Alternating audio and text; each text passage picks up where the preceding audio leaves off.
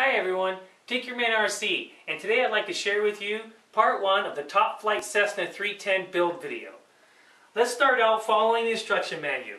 What I have here is the wing assembly.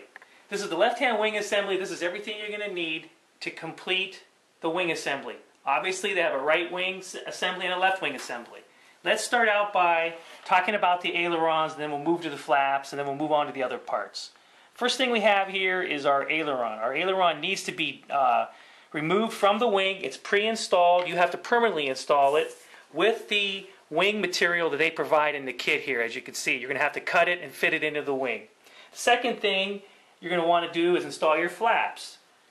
The flaps come pre-installed. You have to remove them, and you have to permanently install your flap hinges in 4 places and then secure them to the wing. After you have the flap installed, the next thing you're going to move on to is your pylon nacelle structure, which, as you can see, I've already pre-installed the engine. I have my servo setting in for the throttle already installed, so that makes it kind of nice, and I'll go over that with you on the right hand wing. It has a fastener here that bolts through the wing on a pre-installed nut plate.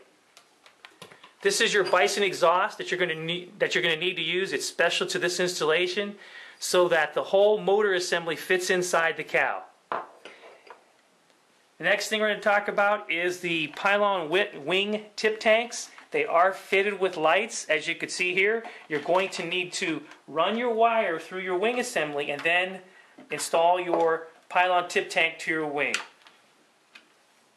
These are the servos that I'm going to be using in the ailerons and in the flaps. These are the HX5010. They have 90 ounces of torque at 6 volts. I'm going to be running a 6-volt assembly.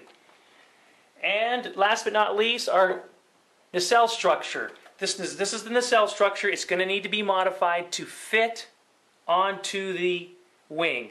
And we'll go over that on the right-hand wing assembly. Alright, I just wanted to kind of go over all the parts that you're going to need to get the wing assemblies done. Let's talk about the right wing assembly that's already completed. This is our right hand wing assembly, which we have all the items installed. I'm going to go over with you basically what we have here. Let's start off with the upper surface of the wing. On the upper surface of the wing, the first thing I want to talk about is the flaps. This over here is your flap servo with your flap rod coming down in and hooking to your flap horn. You're going to need to mount that onto your flap prior to your installation, so I just want to point it out, prior to you securing the flap to the wing. The next thing I want to show you is the wires for the onboard glow system, the McDaniel's onboard glow system, which I'll be using. This is your power box right here. That's going to give power to the glow system. So that's going to be a neat feature that's going to help with the onboard glow. The wires that you see coming out here from the upper surface of the wing, this is all the control servos and the lights. They're all pre-marked, already installed, ready to go. On the pylon structure, on the nacelle, let's talk about the fuel tank.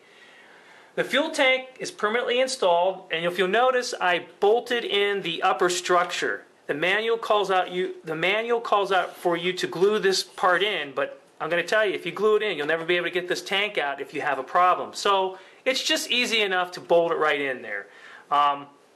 This is our throttle servo down in here. As you can see, it's installed real nice. The next thing we're going to talk about is the engine installation, so I want to kind of show you what we've got going on there. Obviously, as you can see, the engine's installed onto the pylon. We have our fuel filter and our fuel lines all in place, and then on the bottom here, on the lower section of the wing of the pylon, you can see our exhaust is installed. You will have to cut the exhaust stacks off to slide your nacelle over. You can see our hookup for our McDaniel's onto our glow plug. We have our throttle rods, wires for our glow system running through the pylon structure, through the wing out, as you've seen earlier. And the reason for that is you have to keep those about 4 inches away so you don't have interference with your servos. This is the lower section of the wing. I'd like to point out that we have our aileron installed. The basic installation that you do just as you do in any other plane. It's pretty straightforward. Our flaps are installed. These are the holes for mounting the nacelle. The belly pan goes here. After you install the nacelle, let's talk about the nacelle and what you need to do to get that installed. On the nacelle, the first thing you're going to need to do is you're going to need to open up a hole here for your idle mixture on the OS55. So you have to pre-fit the your nacelle and get your dimensions exactly where you need to put that hole.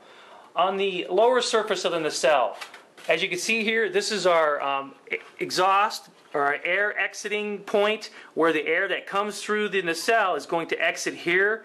This is our fuel port for filling. Pretty straightforward. That's basically it on the nacelle to get it ready to install. The prop that I've selected for this model, right now I'm running the Master Air Screw 11.7 prop. This is a true turn spinner. It comes with everything you see here. There's your spinner backing, your brass fitting. Looks real nice on this thing.